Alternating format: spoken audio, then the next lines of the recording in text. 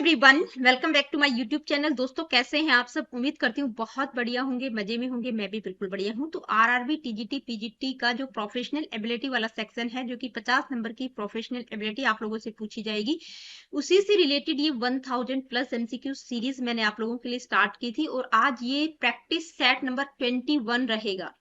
21 set, यानी कि हर एक सेट में लगभग 50-50 क्वेश्चन है। कोई इक्का दुक्का सेट होगा जिसमें 20 या 30 या 45 इस तरह के क्वेश्चन होंगे। तो बहुत बेहतर प्रैक्टिस आप लोगों की हो सकती है। और इससे पहले जो पूरा का पूरा जो कॉन्सेप्चुअल पार्ट था, यानी कि जितना भी आपका सिलेबस है, वो प्लेलिस्ट में मैं इंक्लूड कर चुकी हूँ। वहां पर भी मैंने कुछ वीडियो सीक्वेंस में इंक्लूड की है, कुछ आप लोगों के टॉपिक को देखते हुए मैंने इंक्लूड कर दिया है। तो पूरा का पूरा प्लेलिस्ट भी आप एक बार देख लेंगे, एक बार नहीं कहूंगी, कम से कम 2-3 बार भी देख लेंगे, तो आप लोगों का प्रोफेशनल एबिलिटी कहीं नहीं जाने का। बहुत सिंपल पूछा जाता है।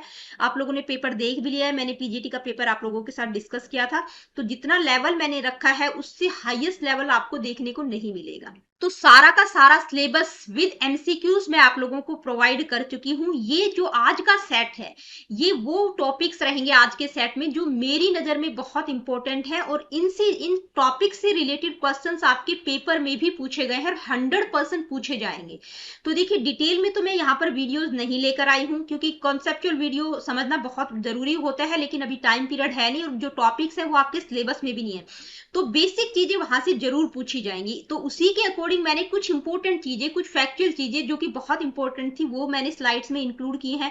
एनईपी 2020 को मैं बिल्कुल डिटेल में नहीं लेकर आई हूँ। जो एग्जाम ओरिएंटेड चीजें हैं, जो एग्जाम ओरिएंटेड स्लाइड्स थी, वो मैंने इंक्लूड की हैं। जो मेरे को लगा जो चीजें बहुत इंपॉर्टेंट हैं, जो कि एनईपी 2020 का मतलब आप लोगों को समझ आ जाएगा एक तरह से, इस तरह से मैं लेके आई हूँ। पूरा का पूरा मैं नहीं लेके आई हूँ। तो आज की इस वीडियो में मतलब जो भी important commission, policies, RTA act, ठीक है, 2009 में जो आया था, एनईपी 2020, मैंने कहा कि मैं डिटेल में वीडियो नहीं लेके आई हूँ, ठीक है। इसके अलावा स्किल्स एंड कॉम्पिटेंसीज, क्योंकि जो पिछला वीडियो मैं आप लोगों के लिए लेकर आई थी, तो उसमें स्किल्स और कॉम्पिटेंसीज और इंस्ट्रक्शनल मेथड, जो कि आपकी जो थर्ड वाली यूनिट है, करिकुलम और इंस्ट्रक्शनल वाली जो वीडियो का है, कह रही हूँ, जो करिकुलम और इंस्ट्रक्शनल वाली यूनिट है, उसमें स्किल्स एंड कॉम्पिटेंसी का टॉपिक और इंस्ट्रक्शनल मेथड्स का टॉपिक, उससे रिलेटेड एमसीक्यूज वहां पर इंक्लूड नहीं कर पाई थी, क्योंकि एक वीडियो में सब कुछ इंक्लूड करना पॉसिबल होता ही नहीं है, ठीक है। हालांकि 50 क्वेश्चंस मैंने वहां पर इंक्लूड किए थे, लेकिन इस टॉपिक से रिलेटेड नहीं कर पाई थी। तो कुछ questions competencies, skills and competencies, instructional method से रिलेटेड रहेंगे।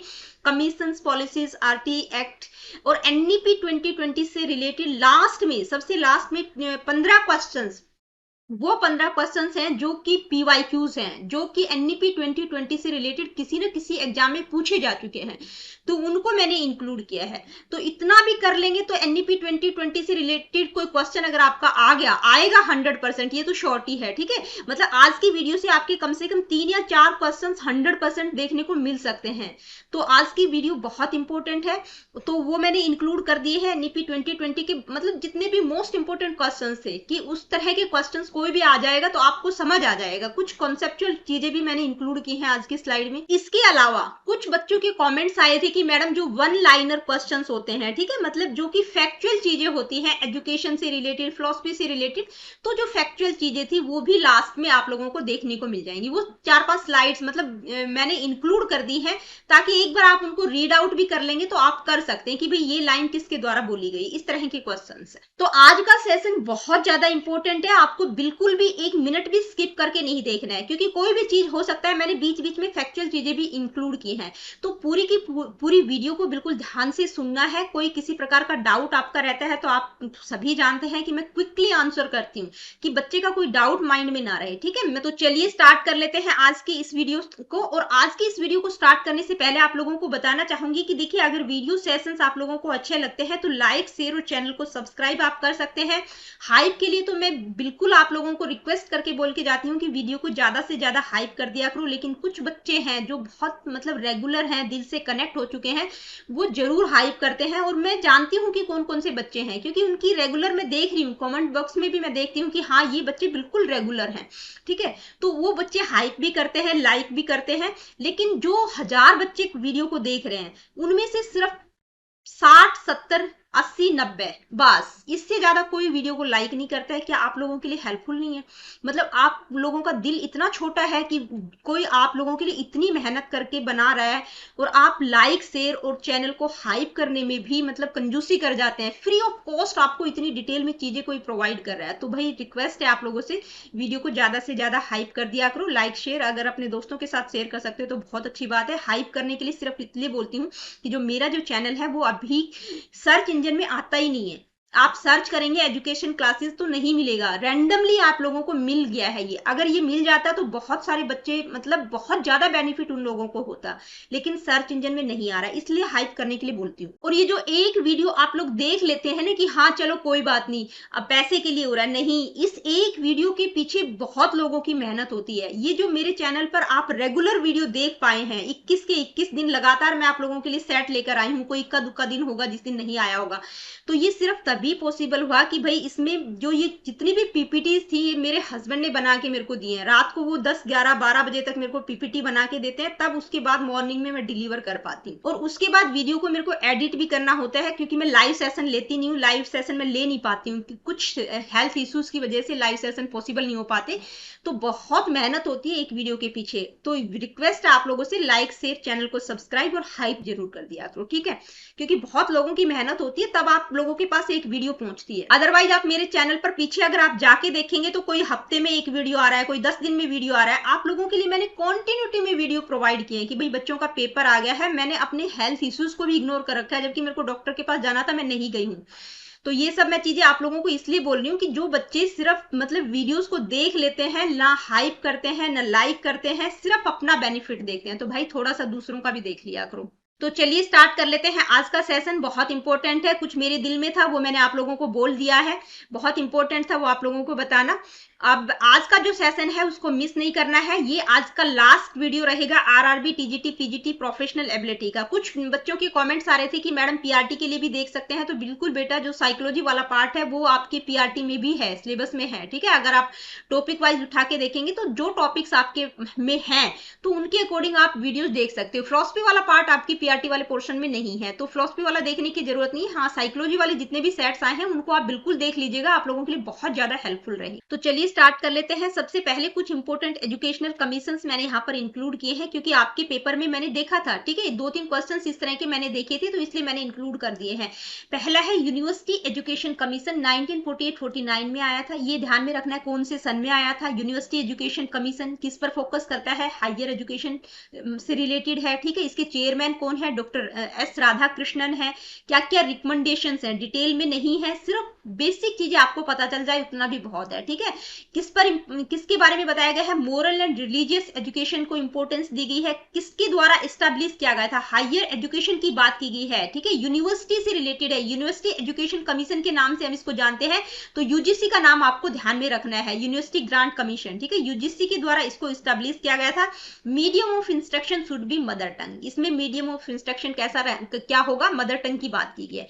नेक्स्ट है सेकेंडरी एजुकेशन कमीशन, जो कि 1952-53 में, जिसको हम मुदालियर कमीशन के नाम से भी जानते हैं, क्योंकि इनके जो चेयरमैन है, इस कमीशन के जो चेयरमैन है वो कौन है?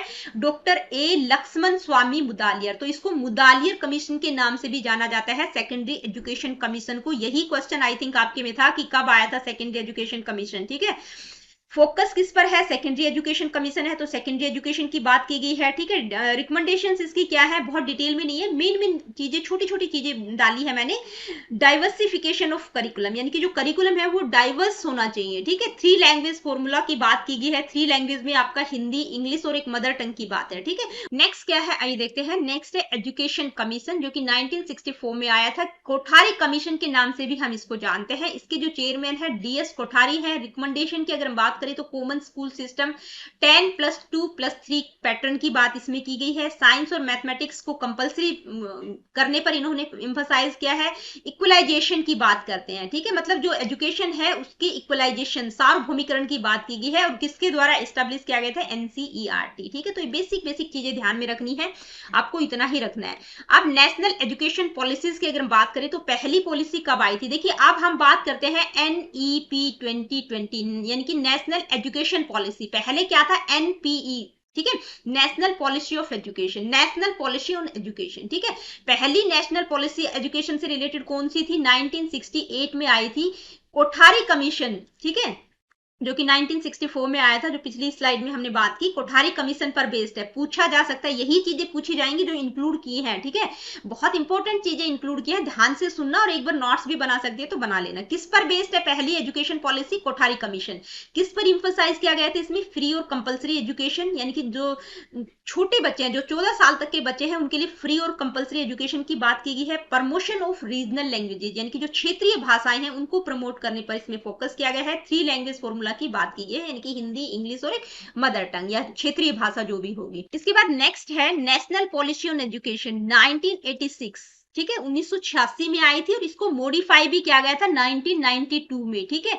अब इसके लिए कमेटी बनी थी, उस कमेटी का नाम मेरे को बताना, उसके चेयरपर्सन कौन थे वो आप मुझे बताना। इसको हम प्रोग्राम ऑफ एक्शन के नाम से भी जानते हैं, ठीक है। जो 1992 में इसको रिफॉर्म किया गया था, इसको मॉडिफाई किया गया था, रिफॉर्म नहीं कहेंगे, मॉडिफाई कहेंगे, ठीक है। मॉडिफाई कब किया गया था इस पॉलिसी को? 1992 में, ठीक है, जिसको हम प्रोग्राम ऑफ एक्शन के नाम से भी जानते हैं। उस टाइम पर एक कमेटी बनी थी, उस कमेटी के चेयरपर्सन कौन थे वो मुझे आप कमेंट करके जरूर बताएंगे। इसमें क्या था? एजुकेशन में जितनी भी डिस्पैरिटीज, विषमताएं थी, उनको रिमूव करने की बात की गई है।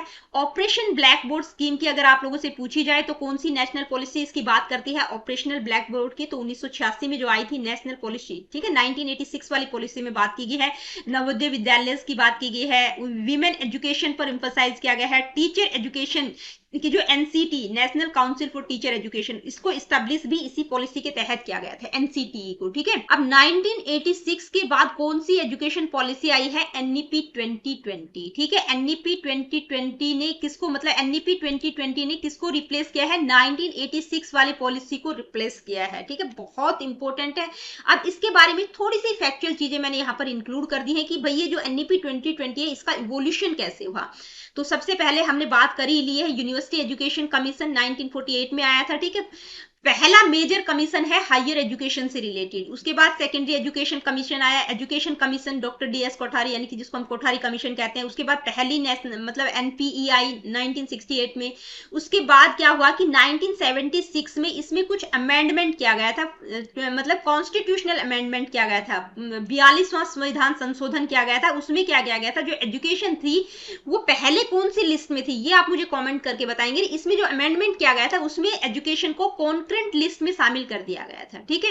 ये ध्यान में रखना है, बहुत इंपॉर्टेंट है कि भाई जो एजुकेशन को कॉन्करेंट लिस्ट में कौन से कॉन्स्टिट्यूशनल अमेंडमेंट के तहत शामिल किया गया था। तो कौन से अमेंडमेंट में क्या था? 42, ठीक है, 42वां संविधान संशोधन हुआ था, उसमें इसको एजुकेशन को शिफ्ट करके कॉन्करेंट लिस्ट में शामिल किया गया था। पहले एजुकेशन कौन सी लिस्ट में थी आप मुझे कमेंट करके जरूर बताएंगे। उसके बाद 1986 में नेशनल मतलब एनपीईआई, ठीक है। अब इस एनपीई को मॉडिफाई किया गया था, जिसको प्रोग्राम ऑफ एक्शन, जो कि 1992 में आया, मैंने आप लोगों को बता ही दिया है, ठीक है।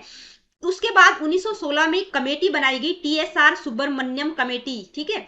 इसको हम कौन सी कमेटी के नाम से जानते हैं? ये भी आगे मतलब एनईपी 2020 से रिलेटेड ही थी, मतलब इस कमेटी का भी कहीं ना कहीं कुछ ना कुछ रोल है।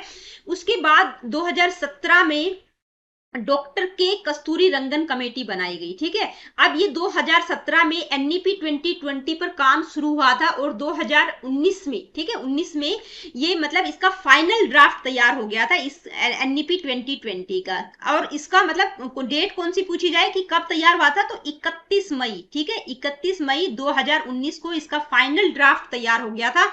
और कौन सी कमेटी थी? डॉक्टर के कस्तूरी रंगन की कमेटी थी, और इस कमेटी के जो चेयरपर्सन थे वो भी डॉक्टर के कस्तूरी रंगन ही थे, ठीक है। एनईपी 2020 के लिए जो कमेटी बनाई गई थी तो उस कमेटी के चेयरपर्सन कौन थे? डॉक्टर के कस्तूरी रंगन, ठीक है। अब इस कमेटी का मैंने बताया ना फाइनल ड्राफ्ट कब तैयार हुआ था? 31 मई 2019 को। और इसको लागू कब किया गया था? तो वो कौन सी डेट है? 29 जुलाई, ठीक है, 29 जुलाई 2020। तो आपको पता होना चाहिए 3 नेशनल पॉलिसीज हैं। पहली 1968 में आई, ठीक है, दूसरी 1986 में, 68 का उल्टा कर दीजिए अगर आपको याद नहीं रहता है तो, और तीसरी एनईपी 2020 2020 में आई थी, ठीक है। तो ये थर्ड वाली है, किसको रिप्लेस किया था? 1986 वाली पॉलिसी को रिप्लेस किया था। कब लागू की गई थी? बहुत छोटी छोटी चीजें हैं, 29 जुलाई 2020 में इसको लागू किया गया था। इसका फाइनल ड्राफ्ट मतलब 31 मई 2019 को इसका फाइनल ड्राफ्ट तैयार हो गया था, इस पॉलिसी का पूरा ड्राफ्ट तैयार हो गया था, ठीक है। और इसके जो चेयरपर्सन थे इस कमेटी के, यानी कि जो कमेटी बनाई गई थी एनईपी 2020 के लिए, उसके चेयरपर्सन कौन थे? डॉक्टर के कस्तूरी रंगन।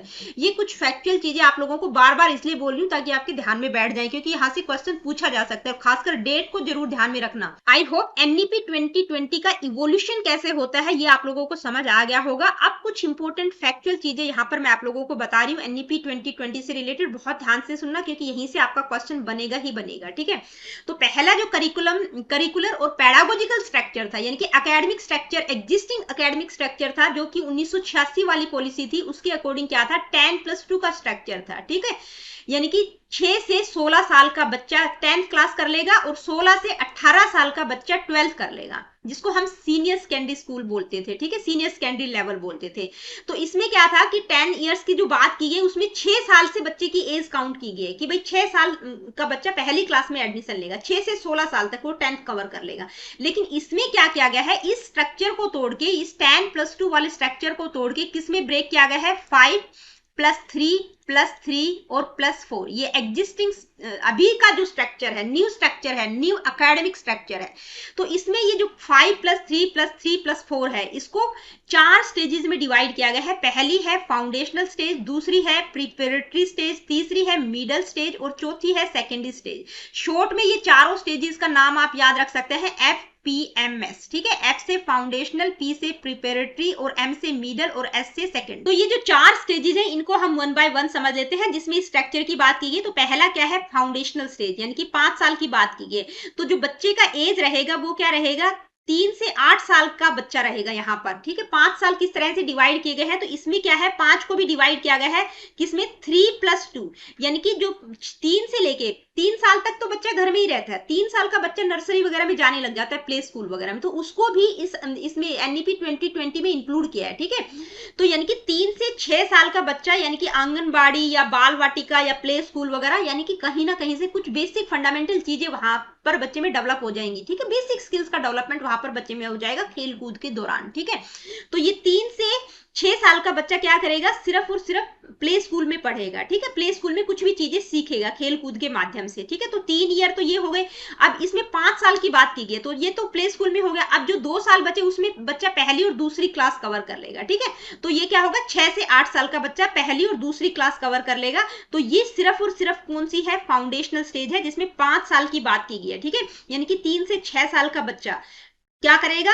सिर्फ और सिर्फ प्ले स्कूल में खेलेगा कूदेगा, बेसिक स्किल्स का डेवलपमेंट उसका होगा और पहली और दूसरी क्लास यहां पर कर लेगा। कौन सी स्टेज में? फाउंडेशनल स्टेज में। आई होप कि क्लियर हो गया होगा। तो दूसरी कौन सी है? प्रिपरेटरी स्टेज, ठीक है। प्रिपरेटरी स्टेज कितने? 3 साल की बात की गई है, यानी कि दूसरी क्लास तक तो यहां पर फाउंडेशनल स्टेज में बच्चा पढ़ चुका, तीसरी चौथी और पांचवी 3 साल की बात की गई है, ठीक है। यानी कि 5th क्लास में बच्चा इस स्टेज में हो जाएगा। मिडिल स्टेज में भी 3 साल की बात की गई है, तो मिडिल स्टेज में क्या आ जाएगा? 3 इयर्स की बात करा, यानी कि 6th 5th तक तो यहाँ पर हो गया प्रिपरेटरी स्टेज में। 6th 7th और 8th, ठीक है। यहाँ पर कौन सी स्टेज रहेगी? Middle stage. और बच्चे का एज ग्रुप क्या रहेगा? 11 to 14 साल, तो मतलब 11 से 14 साल तक का बच्चा रहेगा। अब उसके बाद 4 साल की बात की गई है, यानी कि 8वीं क्लास तक तो बच्चे ने इसमें कर लिया मिडिल में। अब जो 4 साल की बात की गई है 9th 10th 11th और 12th, ठीक है। ये 4 साल रहेंगे 9 से लेके 12 तक। एज ग्रुप क्या रहेगा? 14 to 18, यानी कि 14 से 18 साल का बच्चा, जिसको उन्होंने सेकेंडरी स्टेज का है। यहाँ पर बच्चे में multi disciplinary study, greater critical thinking, flexibility, student choice of subject, मतलब बहुत सारी चीजें आ जाएंगी कि भाई बच्चा क्रिटिकली चीजों को एनालाइज करे, उसमें डिसीजन मेकिंग की पावर हो, प्रॉब्लम सॉल्विंग की एबिलिटी उसके अंदर हो, ठीक है। और जो अलग अलग सब्जेक्ट्स की चॉइस है उसके बारे में भी इसी में बताया गया है। तो आगे डिटेल में कभी करवाऊंगी तो आप लोगों को बताऊंगी। बस बेसिक आपको ये ध्यान रखना है कि भाई पहले जो एग्जिस्टिंग स्ट्रक्चर था वो 10+2 का था, यानी कि 10 का मतलब यहाँ पर 10वीं क्लास बच्चा, 6 से 16 साल का बच्चा पहली क्लास में एडमिशन की बात की गई थी। और दूसरा क्या था? 16 से 18 साल, यानी कि जिसको हम सीनियर सेकेंडरी कहते हैं। तो ये एग्जिस्टिंग था, लेकिन उस स्ट्रक्चर को तोड़कर इन्होंने 5+3+3+4 किया है। अब ये जो 5 साल है ये फाउंडेशनल स्टेज है, जिसमें 3 साल तक तो बच्चा प्ले स्कूल में रहेगा और पहली और दूसरी अगले 2 साल 3+2 में इसको भी तोड़ दिया गया है, ठीक है। मतलब पहली और दूसरी क्लास यहां तक बच्चा कर लेगा, फिर 3 साल की जो बात की गई है यहाँ पर 5वीं क्लास में बच्चा आ जाएगा, फिर नेक्स्ट 3 इयर्स की बात की गई है तो 6ठी 7वीं और 8वीं, ठीक है। और आगे जो 4 इयर्स की बात की गई है 9 से लेके 12 ठीक है। आई होप कि चारों स्टेजेस आपको समझ आ गई होंगी। अब इसके बाद क्या है, असेसमेंट। ठीक है, देखिए एनईपी 2020 में ये बहुत इंपॉर्टेंट है क्योंकि बहुत सारे पीवाईक्यूज इस असेसमेंट पर बेस्ड है। मैंने जब पेपर उठा के देखे हैं सीटेट एचटेट वगैरह के जो कि एनईपी से रिलेटेड क्वेश्चन थे, वो मैंने आगे इंक्लूड भी किए हैं। बहुत सारे मतलब क्वेश्चन आपके यहीं से सॉल्व हो जाएंगे अगर ये कॉन्सेप्ट आपको समझ आ गया तो एनईपी 2020 में 360 डिग्री असेसमेंट की बात की गई है, यानी कि एक पूरा का पूरा सर्कल घूम जाना कि हर तरह से बच्चे को असेस करना है। ठीक है, यानी कि उसकी कॉग्निटिव लेवल पर भी उसको असेस करना है, उसको इमोशनल लेवल पर भी, साइकोमोटर डोमेन का भी, यानी कि जो ब्लूम्स टेक्सोनोमी में 3 टाइप की डोमेन्स हम पढ़ते हैं, कौन कौन सी, कॉग्निटिव, अफेक्टिव और साइकोमोटर, जिसको हम साइकोमोटर को हम कॉग्निटिव डोमेन के नाम से भी जानते हैं। इसके अलावा जो 360 डिग्री मल्टी डायमेंशनल, ठीक है, मल्टी डायमेंशनल का मतलब बच्चे के हर एस्पेक्ट को आपको चेक करना है, हर एस्पेक्ट, हर पहलू की जांच करनी है, हर पहलू को असेस करना है, न केवल सिर्फ कॉग्निटिव डेवलपमेंट की बात की गई, हर तरह से बच्चे को असेस करना है।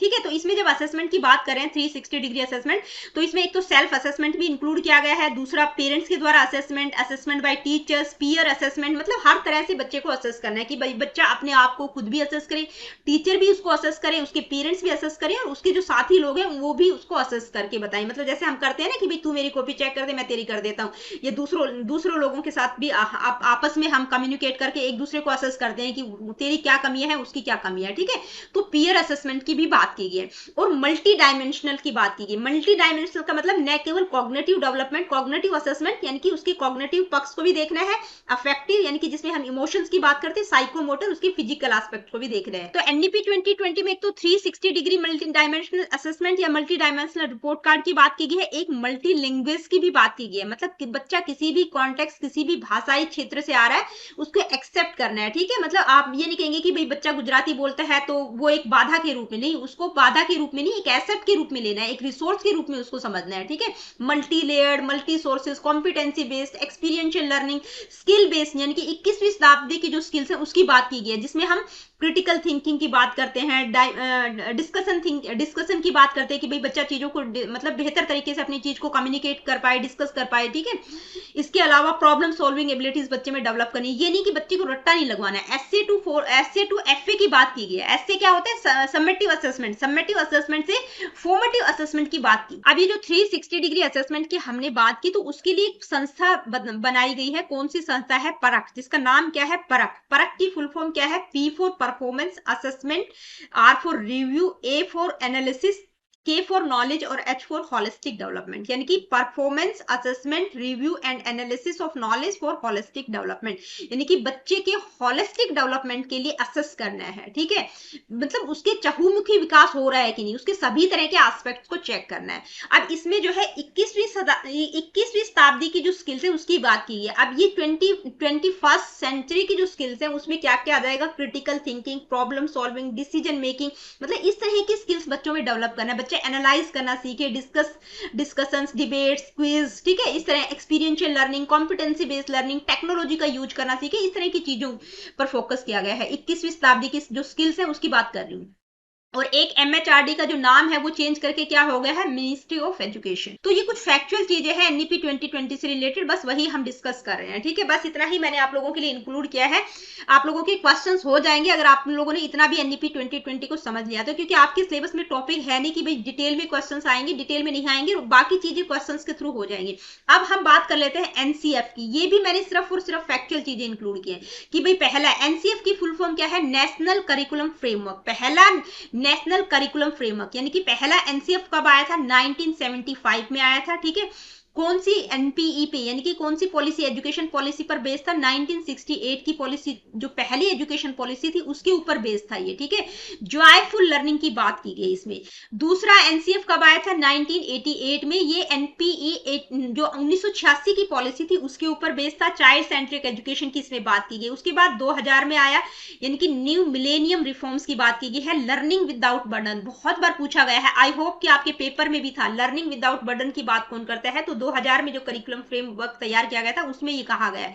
इसके बाद 2005 में आया, उसमें क्या कहा गया है, कंस्ट्रक्टिविस्ट अप्रोच की बात की गई कि भाई बच्चा करके सीखे, ठीक है, लर्निंग थ्रू एक्सपीरियंस की बात की गई, इंटीग्रेशन ऑफ लाइफ स्किल्स यानी कि इंटीग्रेट करना सीखे स्किल्स को, पीस एंड इंक्लूसिव एजुकेशन की बात की गई है। इसके बाद 2023 के करिकुलम जो कि एनईपी 2020 के ऊपर बेस्ड है, 4 स्टेज स्ट्रक्चर की बात की गई है, जो कि 4 स्टेजेस की हमने बात की, फाउंडेशनल, प्रिपरेटरी, मिडल और सेकेंडरी स्टेज, उसके ऊपर ये बेस्ड है, ठीक है। Integration, subjects and skills, emphasize on mother tongue, local languages को भी इसमें इंक्लूड किया गया, यानी कि मल्टी लिंग्विलिज्म की बात की गई है। तो ये कुछ फैक्चुअल चीजें थी, कमीशन, पॉलिसीज, एनसीएफ और एक और है आरटीई, ठीक है, इनसे रिलेटेड भाई पक्का क्वेश्चन आप लोगों को देखने को मिल जाएगा। ये जितनी भी फैक्चुअल चीजें मैंने आप लोगों को आज करवाई हैं, ठीक है। तो ये कब लागू किया गया था? आरटीई एक्ट 2009 में लागू किया गया था, यानी कि कौन से आर्टिकल के तहत इसकी बात की गई है? आर्टिकल 21A, और उसमें भी कौन सा अमेंडमेंट, मतलब कौन सा संविधान संशोधन? 86वां, ठीक है, 86वां अमेंडमेंट के तहत इसमें बात की गई है। इसके बाद इसमें फ्री और कंपलसरी एजुकेशन की बात की गई, यानी कि 6 से 14 साल के बच्चों के लिए फ्री और कंपलसरी एजुकेशन होना चाहिए। No tuition fees, no charge, direct और indirect, government must ensure enrolment, attendance and completion, मतलब ये सारी चीजें इसमें देखने के लिए बोला गया है। प्राइवेट स्कूलों में 25% सीट्स रिजर्व की गई है जो socially disadvantage, economical weaker section है उन बच्चों के लिए, ठीक है, यानी कि जो ईडब्ल्यूएस की बात की गई है, डीजी वाले जो डिसेबल्ड बच्चे हैं, सोशली डिसएडवांटेज बच्चे हैं या इकोनॉमिकली वीकर सेक्शन है उनके लिए, प्राइवेट स्कूलों में होता नहीं है ना, तो उनके लिए भी कंपलसरी किया गया था आरटीई एक्ट में। इसके अलावा no detention policy, no detention policy का मतलब है कि भाई 8वीं क्लास तक कोई भी बच्चे को आप फेल नहीं कर सकते, ठीक है। स्कूल इंफ्रास्ट्रक्चर में बेसिक चीजों की बात की गई है कि स्टूडेंट टीचर रेशियो क्या होना चाहिए, drinking water, toilet, classroom, playground, ये सारी चीजें उसमें इंक्लूड की गई है। नेबरहुड स्कूल्स की अगर हम बात करें तो मतलब जो अर्बन एरिया है उसमें 1 किलोमीटर की दूरी पर स्कूल्स होने चाहिए, जो रूरल एरिया है, ठीक है, जो गांव देहात वाले क्षेत्र है उसमें कम से कम 3 किलोमीटर पर एक स्कूल होना चाहिए। नो स्क्रीनिंग और कैपिटेशन, यानी कि बच्चों का कोई भी जब एडमिशन के टाइम पे होता है ना कि हर प्राइवेट स्कूलों में जाओ टेस्ट के लिए भीड़ लगी रहती है नर्सरी क्लास में, तो इस तरह का कोई मतलब कोई किसी प्रकार का स्क्रीनिंग टेस्ट बच्चों का नहीं होना चाहिए, ठीक है। इसके बाद करिकुलम एंड इवैल्यूएशन की बात करें तो सीसीई पर बेस्ड है, कॉन्टिन्यूस और कॉम्प्रिहेंसिव इवैल्यूएशन की बात की गई थी, child centric constitution based curriculum की बात की गई है, ठीक है। नो फिजिकल, किसी प्रकार का कोई फिजिकल कॉर्पोरल पनिशमेंट बच्चों को नहीं दिया जाना चाहिए। इंक्लूसिव की बात की गई, इंक्लूसिवनेस की बात की गई, इक्वलिटी की बात की गई है, प्रोटेक्शन की बात की गई, स्पेशली डिसएडवांटेज चिल्ड्रंस जो कि डिसेबिलिटीज और मार्जिनलाइज ग्रुप्स हैं, ठीक है, उन बच्चों के लिए स्पेशली इक्वलिटी प्रोटेक्शन की बात की गई है। इक्वलिटी मतलब इंक्लूजन की बात की गई, इंक्लूसिव एजुकेशन की जो हम बात करते हैं, ठीक है, समन्वय करना, मतलब हर बच्चे को एक ही जगह पर लाके सिखाना है, ठीक है, अलग अलग रिसोर्सेज का प्रयोग करके, इंक्लूजन की बात की गई है, स्पेशल एजुकेशन की बात नहीं की गई है। तो बस ये इंपॉर्टेंट चीजें मैंने इंक्लूड की है, डिटेल में मैं नहीं लेके आई, जितना मेरे को लगा उतना मैंने स्लाइड्स इंक्लूड कर दी है। Now let me see what is the first question, ठीक है। अब कुछ क्वेश्चंस आएंगे, वहां से आप लोगों को चीजें क्लियर हो जाएंगी। NCF 2005 suggest that board exams for class 10 should be made, यानी कि एनसीएफ जो 2005 के अनुसार कक्षा 10वीं की बोर्ड परीक्षा को बनाया जाना चाहिए। उसमें क्या कहा गया है कि जो बोर्ड एग्जाम है कंपलसरी होने चाहिए, optional, not necessary, none of the above. तो ऑप्शनल की बात की गई, कंपलसरी की बात नहीं की गई है, ठीक है। नेक्स्ट क्वेश्चन है, for which age group of children is the right to education act as a fundamental right, यानी कि किस आयु वर्ग के बच्चों के लिए शिक्षा का जो अधिकार अधिनियम एक मौलिक अधिकार है, तो किस एज ग्रुप की बात की गई है? 6 से 14 साल के बच्चों के लिए, ठीक है, आरटीई एक्ट में बात की गई है। नेक्स्ट क्वेश्चन क्या है, आइए देखते हैं। RTE act 2009 ensures the rights of children with disabilities to free education from, यानी कि जो नॉर्मल बच्चे हैं उनके लिए 6 से 14 साल की बात की गई, लेकिन जो डिसेबिलिटीज वाले बच्चे हैं उनके लिए किस एज ग्रुप की बात की गई, यानी कि आरटीई अधिनियम 2009 के अकॉर्डिंग विकलांग बच्चों को कितनी आयु तक निःशुल्क शिक्षा का अधिकार देता है? तो वो कौन सा है? 6 से 18 साल, ठीक है, डिसेबिलिटीज वाले बच्चों की बात हो रही है। नेक्स्ट क्वेश्चन क्या है, आइए देखते हैं। According to the right to education act 2009 children with special needs should study, यानी कि जो विशेष आवश्यकताओं वाले बच्चे हैं उनके बारे में आरटीई एक्ट 2009 में क्या कहा गया है? इन vocational training centres, at home with sport, in special schools, in inclusive education setup. तो किसकी बात की गई आरटीई एक्ट में? इंक्लूसिव एजुकेशन की बात की गई, स्पेशल स्कूल्स की बात नहीं की गई है, ठीक है, कि उनके लिए भी इंक्लूसिव समावेशी शिक्षा व्यवस्था होनी चाहिए। नेक्स्ट क्वेश्चन क्या है, आइए देखते हैं। According to NCF 2005 stress related problems of students can be removed through, यानी कि एनसीएफ 2005 में मतलब के अनुसार छात्रों की जो तनाव से संबंधित समस्याएं हैं उनको कैसे दूर किया जा सकता है। Teaching, guidance and counselling, commanding, all of the above. भाई कमांड के द्वारा, टीचिंग के द्वारा स्ट्रेस रिलेटेड प्रॉब्लम्स को दूर नहीं किया जा सकता, किसके थ्रू कर सकते हैं, गाइडेंस एंड काउंसलिंग। तो ये जितने भी क्वेश्चंस हैं ये सारे पीवाईक्यूज ही हैं, ठीक है, आपको इजी लग रहे होंगे लेकिन ये सारे के सारे पीवाईक्यूज हैं। नेक्स्ट क्वेश्चन क्या है, NCF recommends the total homework time for class 10th and 12th students, यानी कि एनसीएफ में क्या रिकमेंड किया गया है, कक्षा 10वीं और 12वीं के लिए एनसीएफ नेशनल करिकुलम फ्रेमवर्क के द्वारा कितना होमवर्क का समय बताया गया है। तो 2 आवर्स की बात की गई है, ठीक है, मतलब बच्चे को 2 घंटे से ज्यादा का होमवर्क नहीं दिया जाना चाहिए, ये एनसीएफ में बताया गया है। नेक्स्ट क्वेश्चन क्या है, according to NCF 2005 a teacher is मतलब 2005 का जो एनसीएफ है उसके अकॉर्डिंग टीचर का रोल कैसा होना चाहिए, boss, leader, facilitator, all of the above. तो भाई बॉस और लीडर का तो बिल्कुल नहीं होगा, कैसा होगा, फैसिलिटेटर का होना चाहिए। नेक्स्ट क्वेश्चन क्या है, आइए देखते हैं। फुल फॉर्म ऑफ सीसीई, तो सीसीई क्या है, कॉन्टिन्यूस एंड कॉम्प्रिहेंसिव इवैल्यूएशन। ये तो मैं आप लोगों को डिटेल में भी वीडियो बना चुकी हूँ। कॉन्टिन्यूस और कॉम्प्रिहेंसिव इवैल्यूएशन का वीडियो बिल्कुल डिटेल में देख के जरूर जाइएगा, ठीक है, बहुत डिटेल में मैंने बना रखा है, वहां से बहुत सारी चीजें क्लियर हो जाएंगी। यहाँ से सीसीई से पक्का क्वेश्चन आपको देखने को मिल जाएगा। नेक्स्ट है, what is the proposed name of the national teacher education framework 2021, यानी कि 2021 में प्रस्तावित राष्ट्रीय शिक्षक शिक्षा रूपरेखा का नाम क्या है, यानी कि नेशनल टीचर एजुकेशन फ्रेमवर्क का नाम क्या है, एनसीटीई, एनसीएफटीई, एनपीएसटी, पीएसएसबी। तो क्या है, एनसीएफटीई, एनसी यानी कि टीचर एजुकेशन के लिए नेशनल करिकुलम फ्रेमवर्क की बात की गई है, ठीक है, उसको क्या नाम दिया गया है, एनसीएफ टीई, यानी कि national curriculum framework for teacher education. NCTE क्या है, ये एक ऑटोनोमस बॉडी है, national council for teacher education, ठीक है। एनपीएसटी क्या है, national professional standard for teachers, ठीक है। इसके अलावा पीएसएसबी क्या है, प्रोफेशनल स्टैंडर्ड सेटिंग बॉडी, ठीक है। तो इनका फुल फॉर्म आप लोगों से कहीं पूछ लिया जाए तो वो आपको पता होना चाहिए। नेक्स्ट क्वेश्चन क्या है, आइए देखते हैं। अंडर आरटीई यानी कि राइट टू एजुकेशन एक्ट के तहत the child rights protection body, यानी कि बच्चों के प्रोटेक्शन के अधिकारों से रिलेटेड, ठीक है, यानी कि राज्य में बाल अधिकार संरक्षण संस्था कौन सी है, एसआईईआरटी, एससीपीसीआर, एसडीएमसी। तो कौन सी है, एससीपीसीआर, ठीक है। ये एससीपीसीआर क्या है, ये एक स्टैट्यूटरी बॉडी है, ठीक है, स्टैट्यूटरी बॉडी है।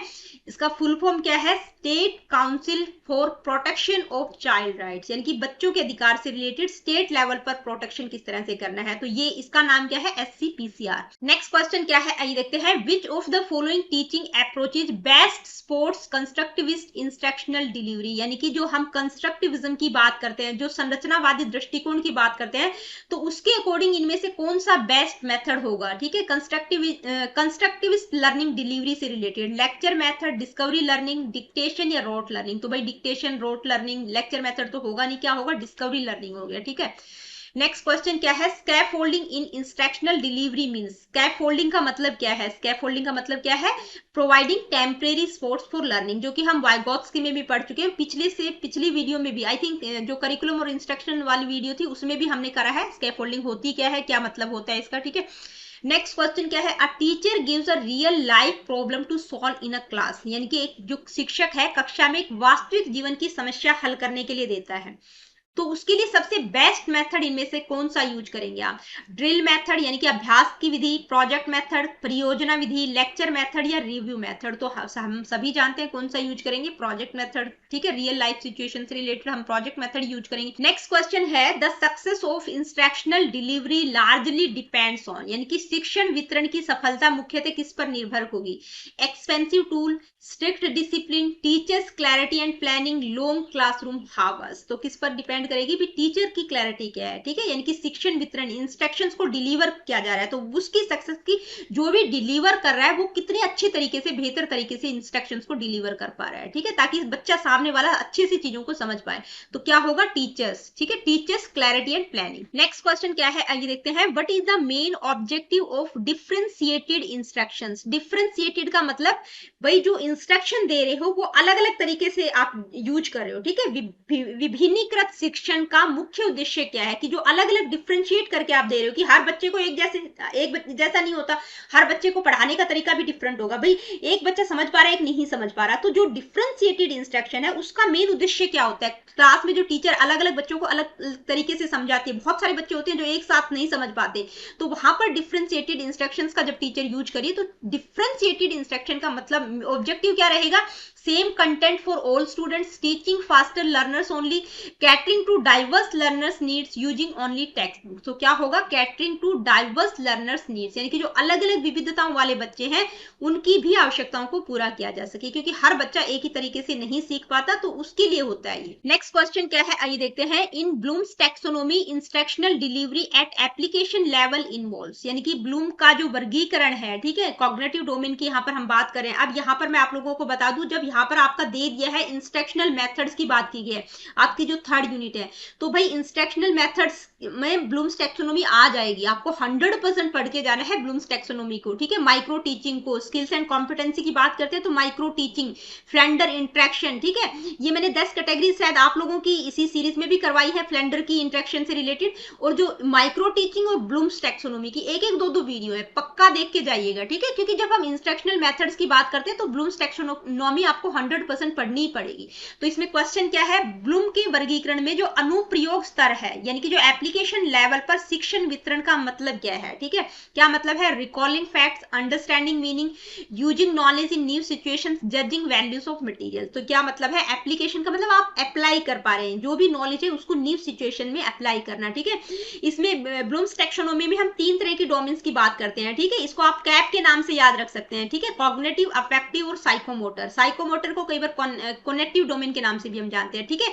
तो ये जो कॉग्निटिव डोमेन है इसको रिवाइज भी किया गया है, ओरिजिनल ब्लूम्स टैक्सोनॉमी में भी 6 लेवल है, और जो दूसरी है उसमें भी 6 ही है। पहली वाली में नाउन थी, दूसरी वाली में वर्ब की फॉर्म में है, ठीक है।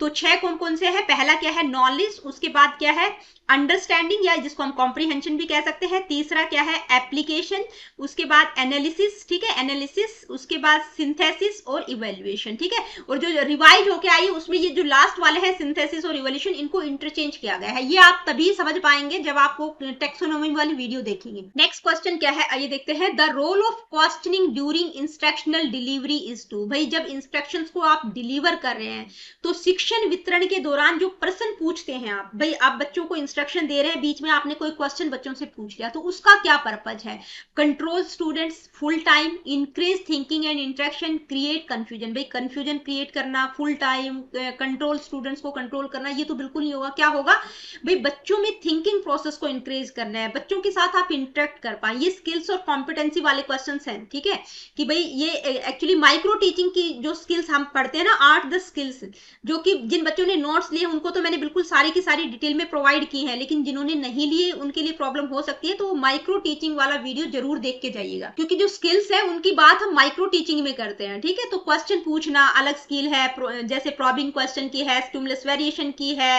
इंट्रोडक्शन की स्किल है, ये एक एक स्किल एक एक टाइम में हम प्रैक्टिस करते हैं, ब्लैक बोर्ड की स्किल है। नेक्स्ट क्वेश्चन क्या है, आइए देखते हैं। Formative assessment supports instructional delivery by, यानी कि जब हम इंस्ट्रक्शनल डिलीवरी की बात करते हैं तो जो फॉर्मेटिव असेसमेंट होता है, जो एफए होता है, वो किस तरह से सपोर्ट करता है। एफए का मतलब ड्यूरिंग द टीचिंग प्रोसेस आप बच्चों को असेस भी कर रहे हैं, साथ साथ बीच में क्वेश्चन पूछ लिया, ठीक है, आपने खड़ा करके पूछ लिया कि भाई ये कुछ समझ भी पा रहे हैं कि नहीं, तो वो होता है फॉर्मेटिव असेसमेंट, ठीक है, जो ड्यूरिंग द सेशन होता है। रैंकिंग स्टूडेंट्स, यानी कि स्टूडेंट्स को रैंक प्रोवाइड करना, तो बी रैंक तो हम प्रोवाइड नहीं करते हैं इसमें। Enhancing instructional through feedback, giving marks only, तो मार्क्स भी प्रोवाइड नहीं करते हैं। कंपटीशन के लिए भी प्रमोट नहीं करते हैं, तो क्या होगा, इनहेंसिंग इंस्ट्रक्शन थ्रू फीडबैक, भाई फीडबैक आप तुरंत प्रोवाइड कर रहे हैं बच्चों को, जो भी जहां पर भी बच्चा गलती कर रहा है तुरंत फीडबैक आपको उसको प्रोवाइड कर रहे हैं, ठीक है, उसकी इंस्ट्रक्शंस को इनहेंस करने के लिए फीडबैक प्रोवाइड करना। नेक्स्ट क्वेश्चन क्या है, आइए देखते हैं। A teacher uses videos, realia and interactive activities to teach, यानी कि एक टीचर पढ़ाते टाइम वीडियो का भी प्रयोग कर रही है, वास्तविक वस्तुओं का भी प्रयोग कर रही है, ठीक है, इंटरेक्टिव गतिविधियों का भी प्रयोग करिए, तो ये किस चीज को रिफ्लेक्ट करता है, ट्रेडिशनल टीचिंग, भाई ट्रेडिशनल टीचिंग में तो ऐसा नहीं होता, ठीक है।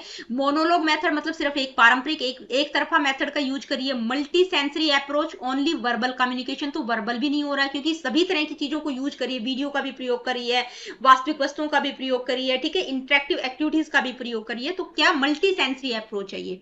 नेक्स्ट क्वेश्चन क्या है, आइए देखते हैं। Which among the following is an example of indirect instructional delivery, यानी कि इनमें से इनडायरेक्ट मेथड कौन सा है इंस्ट्रक्शनल डिलीवरी का? Demonstration, lecture, discussion, drill. तो ड्रिल क्या होगा? डिस्कशन होगा, ठीक है, यानी कि डेमोन्स्ट्रेशन आप डायरेक्ट मेथड में आ जाएगा, लेक्चर भी डायरेक्ट में आ जाएगा, ड्रिल करवा रहे हैं, कोई अभ्यास करवा रहे हैं तो वो भी डिस्कशन, तो इनडायरेक्ट मेथड भी हो सकता है, ठीक है भाई, कोई भी टॉपिक पर आप डिस्कस कर रहे हैं बच्चों के साथ तो वो इनडायरेक्ट मेथड भी हो सकता है। नेक्स्ट क्वेश्चन, आप फ्लिप्ड क्लासरूम, देखिए एक होता है फ्लिप्ड और एक होता है ब्लेंडेड लर्निंग, दोनों कॉन्सेप्ट, और इनसे रिलेटेड क्वेश्चन पूछे भी गए हैं, आपके जो पेपर था 2019 का उसमें आप देखेंगे तो पूछा गया है, ठीक है। फ्लिप्ड क्लासरूम अप्रोच का मतलब क्या होता है? देखिए मैं पिछली भी वीडियो में बता चुकी थी, student study new content at home, practice in class, यानी कि इसमें क्या होता है, जो ट्रेडिशनल मेथड है उसको हम पलट देते हैं, उल्टा कर देते हैं, कि ट्रेडिशनल मेथड में तो बच्चे स्कूल में जाते हैं, टीचर कोई भी टॉपिक स्टार्ट करती है, बच्चों को पढ़ाती है, तब बच्चे समझते हैं, लेकिन इसमें उल्टा कर दिया कि भाई बच्चों को जैसे कोई भी कंटेंट है, कोई भी चीज है, उसको वो पहले घर से पढ़ के आएंगे, फिर वो क्लास में उस चीज के बारे में टीचर उन बच्चों के साथ डिस्कस करेगी, उसको हम कहते हैं फ्लिप्ड क्लासरूम। नेक्स्ट क्वेश्चन क्या है? The effectiveness of instructional delivery is measured through, यानी कि किसके द्वारा जो इफेक्टिवनेस है, शिक्षण वितरण की प्रभावशीलता को कैसे मापा जाता है? लेंथ ऑफ सिलेबस की, सिलेबस का बहुत भारी भरकम सिलेबस है, student engagement and understanding, number of test, number of assignment, तो नंबर ऑफ टेस्ट और नंबर ऑफ असाइनमेंट्स भी नहीं होगा, लेंथ ऑफ सिलेबस भी नहीं होगा, क्या होगा कि टीचर ने जो भी इंस्ट्रक्शन दिया वो इफेक्टिव है कि नहीं, भाई बच्चे कितने इंगेज हैं, बच्चों को समझ आ रहा है कि नहीं, वो चीज ज्यादा वैल्यू रखेगी। नेक्स्ट क्वेश्चन क्या है, आइए देखते हैं, which instructional strategy best supports active learning, यानी कि कौन सी शिक्षण रणनीति सक्रिय अधिगम, एक्टिव लर्निंग का सबसे अच्छा समर्थन करती है? डिक्टेशन, ग्रुप और मेमोराइजेशन या चॉक एंड टॉक? तो किसमें एक्टिव रहता है बच्चा? ग्रुप वर्क में, ठीक है, जब कोई भी ग्रुप में कोई भी एक्टिविटी हो रही होती है तो वहां पर बच्चा सबसे ज्यादा एक्टिव होता है, वहां पर एक्टिव वो चीज एक्टिव लर्निंग को सपोर्ट करती है। Next question, instructional delivery based on learner autonomy promotes, यानी कि जो शिक्षार्थी की स्वायत्तता है, अपनी इच्छा से काम कर रहा है बच्चा, ठीक है, मतलब उसकी खुद की ऑटोनॉमी पर आधारित जो शिक्षण वितरण है उससे किसको बढ़ावा मिलता है? Passive listening, teacher dependency, independent thinking या मेमोराइजेशन? भाई जहां पर स्टूडेंट ऑटोनॉमी, लर्नर ऑटोनॉमी की बात आ गई तो वो इंडिपेंडेंट थिंकिंग की हम बात करते हैं कि भाई बच्चा अपने तरीके से सोच समझ के काम करेगा, इंडिपेंडेंट थिंकिंग की बात हो रही है। नेक्स्ट क्वेश्चन है, spiral teaching is most effective when, देखिए जब स्पाइरल टीचिंग की जब हम बात करते हैं तो किसमें सबसे ज्यादा इफेक्टिव होगी? Topics are taught once only, यानी कि विषयों को केवल एक बार पढ़ाया जाता है, इसमें रेपिटेशन इज अवॉइडेड, भाई पुनरावृत्ति नहीं की जाती, रेपिटेशन नहीं किया जाता, concepts are revisited with increasing complexity, only theoretical content is used, तो थ्योरेटिकल कंटेंट भी हम इसमें यूज नहीं करते। इसमें स्पाइरल का मतलब कि आप आगे गए पीछे आए, आगे गए पीछे, मतलब आप रिवाइज भी कर रहे हैं और साथ साथ कॉम्प्लेक्सिटी को भी इंक्रीज कर रहे हैं, कि कठिनाई का लेवल भी बढ़ाना है और पीछे वाली चीजों को भी रिवाइज करना है। अब ये जो स्पाइरल करिकुलम है, ठीक है, एक कॉन्सेप्ट है, स्पाइरल करिकुलम की बात कौन करते हैं? ये कॉन्सेप्ट किसके द्वारा दिया गया है, ये आप मुझे कमेंट करके बताना। Micro teaching improves instructional delivery by, यानी कि माइक्रो टीचिंग, सूक्ष्म शिक्षण की जो हम बात करते हैं, जो कि मैंने आप लोगों को टॉपिक ही बताया है कि पढ़ के जाना है, ठीक है। माइक्रो टीचिंग कैसे शिक्षण वितरण को सुधारता है, इंस्ट्रक्शनल डिलीवरी को कैसे इंप्रूव किया जा सकता है माइक्रो टीचिंग के थ्रू? टीचिंग मैनी स्टूडेंट्स, यानी कि अधिक छात्रों को पढ़ाकर, शॉर्टनिंग क्लास टाइम, कक्षा का समय कम करके, प्रैक्टिसिंग स्पेसिफिक टीचिंग स्किल्स या अवॉइडिंग फीडबैक, तो अवॉइडिंग फीडबैक भी नहीं होगा, क्लास का समय कम करना या टीचर मतलब टीचिंग मैनी स्टूडेंट्स, बहुत सारे स्टूडेंट्स को तो हम इसमें पढ़ाते ही नहीं है। माइक्रो का मतलब छोटा, शिक्षण का छोटा रूप है, ठीक है। तो इसमें क्या होता है, एक टाइम में एक ही टीचिंग प्रैक्टिस, टीचिंग स्किल्स की प्रैक्टिस की जाती है, कोई भी एक पर्टिकुलर स्किल, जैसे आप लोगों ने जिन्होंने बीएड तो आप सभी करके आए होंगे, ठीक है, आप लोगों ने पढ़ा भी होगा माइक्रो टीचिंग, ठीक है। उसमें क्या होता है, जैसे अलग अलग स्किल्स होती है, नो द स्किल्स तो होती ही होती है, स्टिमुलस वेरिएशन की होगी, ब्लैक बोर्ड राइटिंग की होगी, इंट्रोडक्शन की, तो एक पर्टिकुलर स्किल की एक टाइम में प्रैक्टिस की जाती है। Next question, real time feedback during teaching helps to, यानी कि जो रियल टाइम आप जब पढ़ा रहे हैं तभी बच्चों को फीडबैक भी प्रोवाइड करें, टीचिंग के दौरान फीडबैक भी प्रोवाइड करें, तो उससे क्या हेल्प मिलती है? स्किप डिफिकल्ट टॉपिक्स, यानी कि जो डिफिकल्ट टॉपिक्स हैं उनको छोड़ देंगे, assess and adjust instruction instantly, ignore students queries, speed up the lecture, यानी कि लेक्चर की स्पीड को बढ़ा देंगे या जो भी स्टूडेंट की क्वेरीज है उनको इग्नोर करेंगे, तो ये तो दोनों ही गलत है, ठीक है। और जो डिफिकल्ट टॉपिक्स है उनको स्किप करने के लिए थोड़ा ही है कि टाइम टाइम आप बिल्कुल पढ़ाते टाइम फीडबैक प्रोवाइड करें। उससे क्या होगा कि आप बच्चों को असेस भी कर रहे हैं और जो भी आपका इंस्ट्रक्शनल मेथड है जहां पर बच्चों को समझ नहीं आ रहा तो उसको आप एडजस्ट कर लेंगे कि कहां पर क्या कमी हो रही है। नेक्स्ट क्वेश्चन क्या होगा, आइए देखते हैं। A key principle in effective instructional delivery, यानी कि जब आप इंस्ट्रक्शंस दे रहे हैं, इंस्ट्रक्शंस को डिलीवर कर रहे हैं, ठीक है, तो इफेक्टिव इंस्ट्रक्शनल डिलीवरी के लिए इनमें से क्या की प्रिंसिपल होगा। यूनिफॉर्म पेस फॉर ऑल, मतलब सभी के लिए एक समान गति रखेंगे। वन वे कम्युनिकेशन होगा कि भाई सिर्फ टीचर बता रहा है और बच्चे सुन रहे हैं। स्टूडेंट सेंटर्डनेस होगा, यानी कि छात्र केंद्रितता होगी। या अवॉइडिंग डिस्कशंस को अवॉइड करेंगे, तो ये भी गलत होगा। यूनिफॉर्म की भी बात नहीं करेंगे, वन वे कम्युनिकेशन की बात हम कभी नहीं करते। किसकी बात करते हैं, स्टूडेंट सेंटर्डनेस की बात करते हैं। भाई बच्चा केंद्र में होना चाहिए, बच्चे को ध्यान में रखना है, बच्चे की आवश्यकताओं को ध्यान में रखना है, ठीक है। नेक्स्ट क्वेश्चन क्या है, आइए देखते हैं। What does wait time in teaching refers to. भाई टीचिंग में कई बार आप पॉज ले लेते हैं, तो उसका मतलब क्या है, वेट टाइम का मतलब क्या है। Time teacher waits for students to arrive, यानी कि जब शिक्षक बच्चों के आने का इंतजार कर रहा है उसको कहा गया है। Pose after a question is asked, यानी कि टीचर ने कोई क्वेश्चन पूछा उसके बाद टीचर ने थोड़ा सा पोज ले लिया, वो मतलब है इसका। टाइम टू लीव क्लासरूम, यानी कि क्लास छोड़ने का समय है। टाइम स्पेंट राइटिंग नोट्स, यानी कि जो आप लिख रहे हैं, नोट्स लिखने में बिताया गया समय है, उसको कहा गया है। तो ये वेट टाइम का मतलब है कि जब टीचर बच्चों से एक क्वेश्चन पूछती है थोड़ा सा पॉज ले लेती है, उसको कहा गया है, ठीक है। ये फ्लेंडर इंटरेक्शन एनालिसिस सिस्टम से रिलेटेड क्वेश्चंस है, जिसमें 10 कैटेगरीज बताई गई। मैंने किसी न किसी वीडियो में आपको करवाया है ये फ्लेंडर इंटरेक्शन एनालिसिस सिस्टम। आगे बढ़ते हैं। नेक्स्ट क्वेश्चन क्या है, आइए देखते हैं। Which of the following ensures effective classroom communication, यानी कि इनमें से क्या प्रभावी कक्षा संप्रेषण को सुनिश्चित करता है, मतलब इफेक्टिव क्लासरूम कम्युनिकेशन को इंश्योर करता है। Use of only one language, तो भाई वन लैंग्वेज की बात तो हम बिल्कुल नहीं करेंगे। Clear verbal and non verbal cues. Shouting at students, तो ये भी बिल्कुल गलत है, ठीक है। बच्चों के ऊपर चिल्लाना तो बहुत ही गलत है। अवॉइडिंग स्टूडेंट्स पार्टिसिपेशन, यानी कि छात्रों की भागीदारी से बचना, ठीक है। पार्टिसिपेशन को अवॉइड करना, स्टूडेंट पार्टिसिपेशन को अवॉइड करना, तो ये भी गलत होगा। क्या होगा, जब आप कम्युनिकेशन की इफेक्टिवनेस की हम बात करते हैं तो वहां पर क्लियर वर्बल और नॉन वर्बल, यानी कि दोनों मेथड्स के द्वारा टीचर बच्चों को पढ़ाती है, कम्युनिकेट करती है। कई बार जैसे पॉज ले लेना, रुक जाना, या हाथों के द्वारा कोई भी सिंबल्स का यूज करके बच्चों को बताना, कम्युनिकेट करना, ठीक है। तो वर्बल और नॉन वर्बल दोनों तरह के मेथड्स का प्रयोग किया जाता है। नेक्स्ट क्वेश्चन है, विच of the following is not an objective of continuous and comprehensive evaluation, यानी कि सीसीई का ऑब्जेक्टिव नहीं होगा। नोट की बात की गई है, ठीक है, होगा नहीं, नहीं होगा। प्लान टीचिंग लर्निंग सिचुएशंस, यानी कि टीचिंग लर्निंग सिचुएशंस को प्लान करना। Communicate the child's progress to different stakeholders, यानी कि स्टेक होल्डर्स का मतलब उसके माता पिता, पेरेंट्स को बच्चों की प्रोग्रेस के बारे में बात करना। Map changes in the child's learning and development, यानी कि बच्चों के अधिगम और विकास में हुए परिवर्तनों का मूल्यांकन करना। Inculcate fear in the mind of people so that they are able to perform better, यानी कि बच्चों में भय को इनकलकेट करना, भय पैदा कर देना ताकि वे बेहतर प्रदर्शन कर सके, डरा देना बच्चों को, डर के आधार पर बच्चे कुछ अच्छा कर पाए। तो ये बिल्कुल भी नहीं होगा, नहीं की बात की गई है, ठीक है। यानी कि inculcate fear in the minds of people so that they are able to perform better. बाकी तीनों की तीनों क्या होंगी, कैरेक्टरिस्टिक्स या ऑब्जेक्टिव्स होंगे। नेक्स्ट क्वेश्चन क्या है, आइए देखते हैं। Article 21A of the Indian constitution was inserted by which constitutional amendment, यानी कि जो भारतीय संविधान का अनुच्छेद 21A है, किस संविधान संशोधन के माध्यम से जोड़ा गया था, कौन सा अमेंडमेंट के तहत जोड़ा गया था। तो हमने अभी थोड़ी देर पहले ही आप लोगों को बताया था मैंने, 86th अमेंडमेंट, ठीक है। नेक्स्ट क्वेश्चन क्या है, आइए देखते हैं। According to the RTE act 2009 the minimum instructional hours in a year for classes 6 to 8, यानी कि RTE अधिनियम 2009 के अनुसार कक्षा 6 से 8 के लिए प्रति वर्ष, मतलब हर साल न्यूनतम शिक्षण घंटे कितने टीचिंग आवर्स की बात की गई है, तो ये 1000 आवर्स की बात की गई है। फैक्चुअल क्वेश्चन है ये, ठीक है। नेक्स्ट क्वेश्चन क्या है, आइए देखते हैं। India became which number country to make education a fundamental right, यानी कि एजुकेशन को, भारत शिक्षा को मौलिक अधिकार बनाने वाला कौन सा देश है, कौन सा नंबर का देश है, 135 का देश है, ठीक है।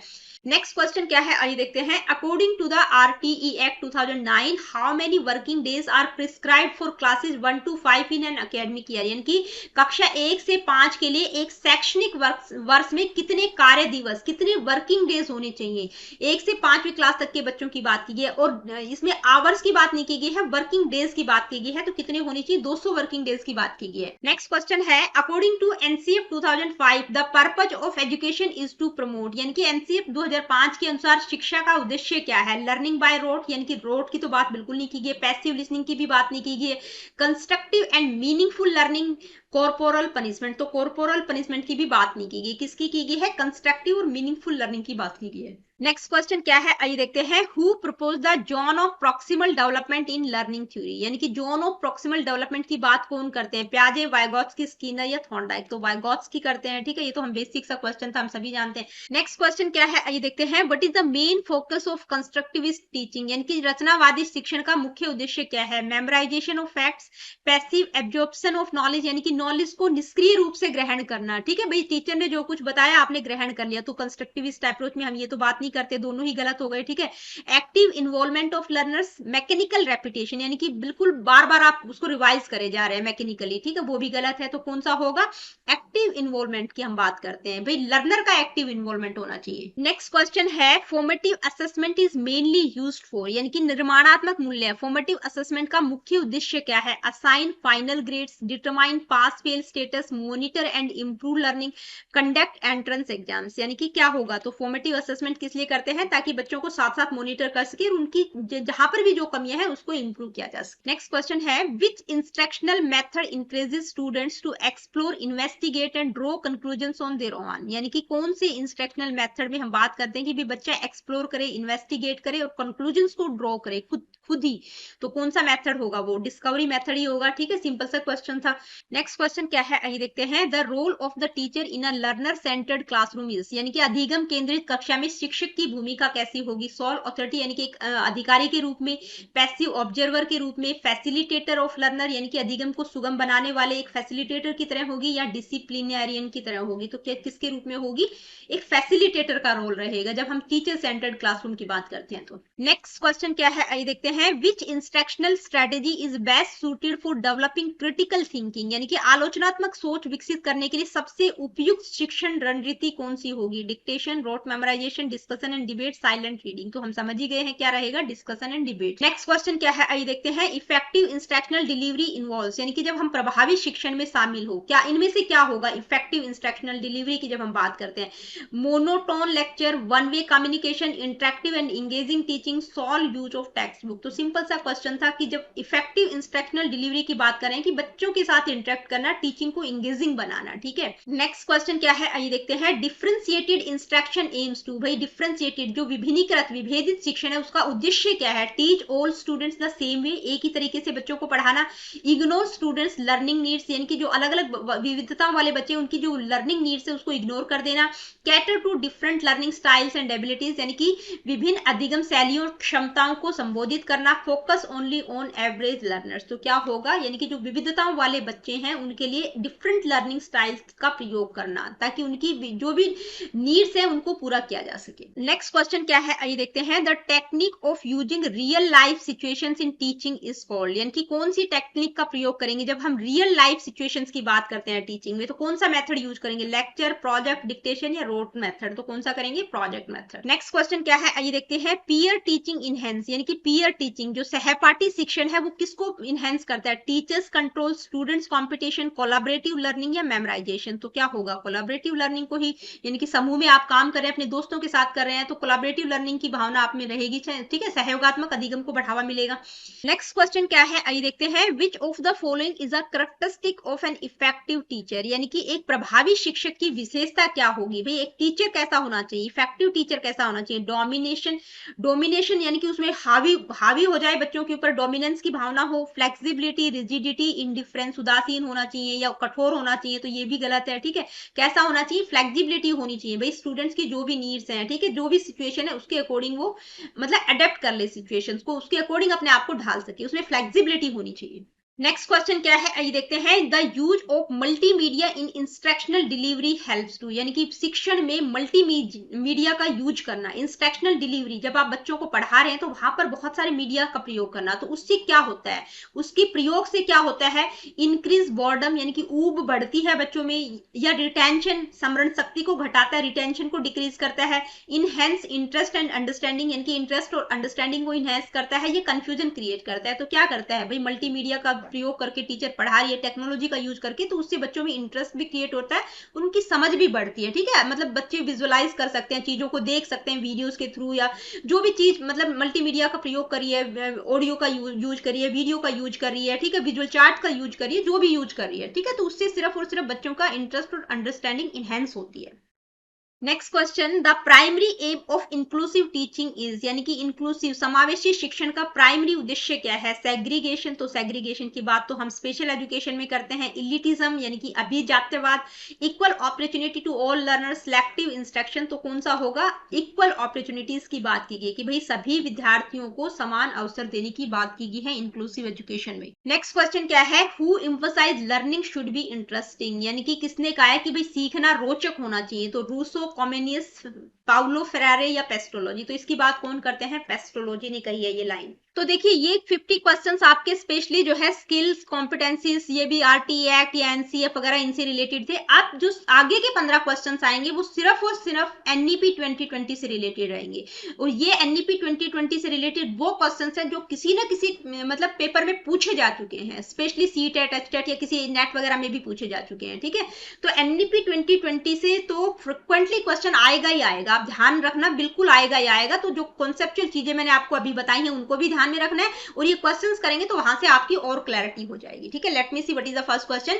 Education, national education policy 2020 state that learning should B, भाई कैसी होनी चाहिए? तो एनईपी 2020 में देखिए कुछ फैक्चुअल चीजें यहां पर मैं आप लोगों को बता देती हूँ। एक तो किसकी बात की गई है, मतलब रोट लर्निंग से को शिफ्ट किया गया है किस पे? कॉम्पिटेंसी बेस्ड एक्सपीरियंशियल लर्निंग की बात की गई, मल्टी लैंग्वेजेस की बात की गई है। ठीक है, क्रिटिकल थिंकिंग, बच्चों में प्रॉब्लम सॉल्विंग एबिलिटीज को विकसित करना, 21वीं शताब्दी की जो स्किल्स है उनकी बात की गई है, बच्चे मतलब डिबेट डिस्कशंस कर सके। ठीक है, इस तरह की क्रिटिकल मतलब अपने आप एनालाइज कर सके, एनालाइज करना, सिंथेसाइज करना, स्किल बेस्ड टीचिंग की यहाँ पर बात की गई है।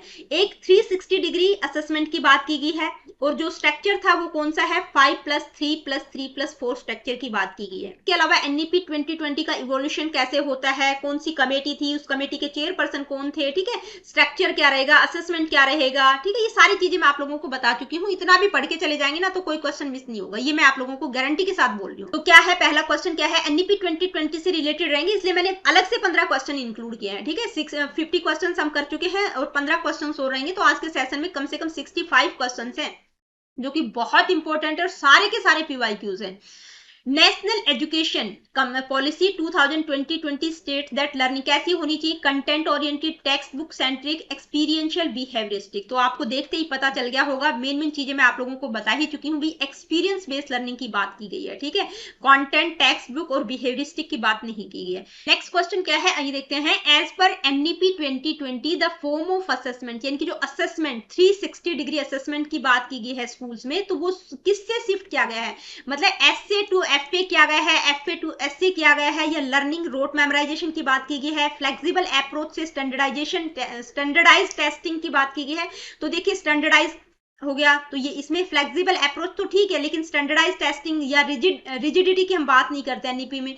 रोट मेमोराइजेशन गलत हो गया। फॉर्मेटिव टू समेटिव, यानी कि फॉर्मेटिव टू समेटिव नहीं, समेटिव टू फॉर्मेटिव शिफ्ट किया गया है, यानी कि जो पेपर पेंसिल वाला असेसमेंट था जिसमें सिर्फ जजमेंट दिया जा रहा था, उससे फॉर्मेटिव असेसमेंट की बात की गई है कि through out the learning process बच्चे को असेस करना है। ठीक है, ये नहीं है कि बस लास्ट में बच्चे ने जो कुछ पेपर में किया उसके आधार पर आप उसको असेस करें। तो समेटिव असेसमेंट से फॉर्मेटिव असेसमेंट की तरफ शिफ्ट है। नेक्स्ट क्वेश्चन क्या है, आइए देखते हैं। At the primary level national education policy 2020 proposes the medium of instruction across the nation as, मतलब कौन सा मीडियम रहेगा? प्राइमरी एजुकेशन लेवल की बात की गई है कि जो एनईपी 2020 है उसमें मीडियम ऑफ इंस्ट्रक्शन किस तरह का रहेगा थ्रू आउट द नेशन, पूरे देश में, हिंदी, इंग्लिश, संस्कृत या मदर टंग? तो किसकी बात की गई? मदर टंग की बात की गई है। ठीक है, हिंदी, इंग्लिश, संस्कृत नहीं, मदर टंग या होम लैंग्वेज की बात की गई।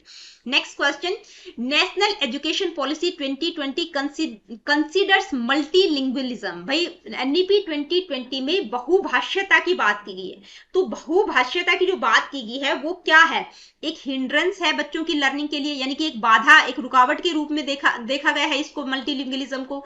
As an asset in the classroom, यानी कि एक पूंजी, एक एसेट, एक रिसोर्स के रूप में है। As an unnecessary complication in teaching learning process, यानी कि एक शिक्षण अधिगम प्रक्रिया की अनावश्यक जटिलता को बढ़ाती है ये multilingualism.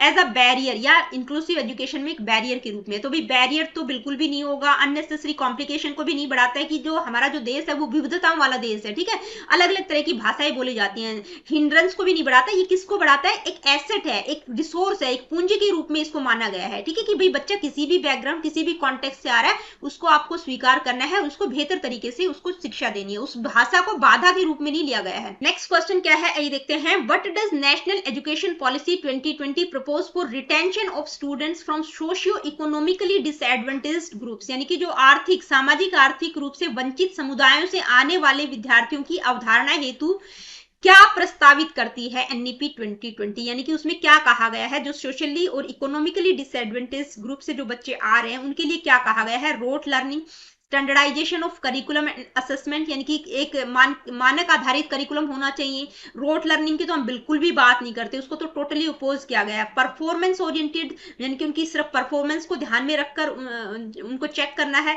Relatable and meaningful curriculum, तो देखिए जो भी सोशली और इकोनॉमिकली डिसएडवांटेज बच्चे हैं उसके लिए यही कहा गया है कि जो भी कॉन्टेक्सचुअल हम कह सकते हैं, या रिलेटेबल और मीनिंगफुल करिकुलम होना चाहिए, संदर्भित और अर्थपूर्ण पाठ्यक्रम उनके लिए होना चाहिए, कि भाई किसी भी बैकग्राउंड से बच्चा आ रहा है तो वो उनके कॉन्टेक्स्ट के अकॉर्डिंग होना चाहिए, मीनिंगफुल होना चाहिए। ये नहीं कि भाई हम रोट लर्निंग की बात करें, स्टैंडर्डाइजेशन की बात करें, या सिर्फ परफॉर्मेंस की बात करें, नहीं, ये तीनों ही गलत होंगे। किसकी बात की गई है, रिलेटेबल और मीनिंगफुल करिकुलम की बात की गई है। Next question, the shift proposed in NEP 2020 is from, यानी कि एनईपी 2020 में जो बदलाव प्रस्तावित किया गया है वो किससे किसकी तरफ किया गया है, ठीक है। Standardization to flexibility, formative to summative assessment, conceptual understanding to learning for exams, multidisciplinary to rigidity. तो देखिए ये उल्टा दे रखा है भाई, मल्टी डिसिप्लिनरी से रिजिडिटी की तरफ नहीं, रिजिडिटी से मल्टी डिसिप्लिनरी अप्रोच की बात की गई है, ठीक है। कॉन्सेप्चुअल लर्निंग से लर्निंग फॉर एग्जाम्स की बात नहीं की गई, लर्निंग फॉर एग्जाम से कॉन्सेप्ट बेस्ड लर्निंग की बात की गई, तो ये भी उल्टा दे रखा है। फॉर्मेटिव असेसमेंट से समेटिव असेसमेंट की नहीं, समेटिव असेसमेंट से फॉर्मेटिव असेसमेंट की तरफ जाना है, तो ये भी गलत होगा। स्टैंडर्डाइजेशन, यानी कि जो मानकीकरण है उससे फ्लेक्सिबिलिटी, ये बिल्कुल सही होगा, यानी कि फ्लेक्सिबिलिटी की बात एनईपी 2020 में की गई। स्टैंडर्डाइजेशन बिल्कुल गलत शब्द है यहाँ पर, ठीक है, स्टैंडर्डाइजेशन से फ्लेक्सिबिलिटी की तरफ शिफ्ट किया गया है। नेक्स्ट क्वेश्चन क्या है, आइए देखते हैं। What should the holistic 360 degree multidimensional progress card proposed in the NEP 2020 reflects, यानी कि जो मैंने आप लोगों को समझाया था 360 डिग्री मल्टी डायमेंशनल कार्ड की बात की गई, प्रोग्रेस कार्ड की बात की गई है, ठीक है, यानी कि राष्ट्रीय शिक्षा नीति 2020 में प्रस्तावित समग्र 360 डिग्री बहुआयामी उन्नति पत्र को क्या दर्शाना चाहिए, कि उसकी करैक्टरिस्टिक पूछी गई है।